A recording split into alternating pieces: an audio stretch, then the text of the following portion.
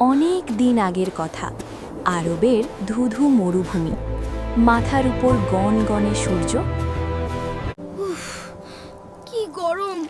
আমার গলা শুকিয়ে কাঠ হয়ে গেছে। একটু পানি না পেলে আমি আর হাঁটতে পারবো না। ওই তো মনে হচ্ছে ওখানে একটা কুয়া আছে। আলহামদুলিল্লাহ, আলহামদুলিল্লাহ। আল্লাহ আমাকে নতুন জীবন দিলেন। সে এক অদ্ভুত দৃশ্য দেখল। একটি কুকুর পিপাসায় ধুঁকছে। কুকুরটি এতটাই দুর্বল হয়ে পড়েছিল যে সে কুয়ার পাশের ভেজা মাটি চাটছিল।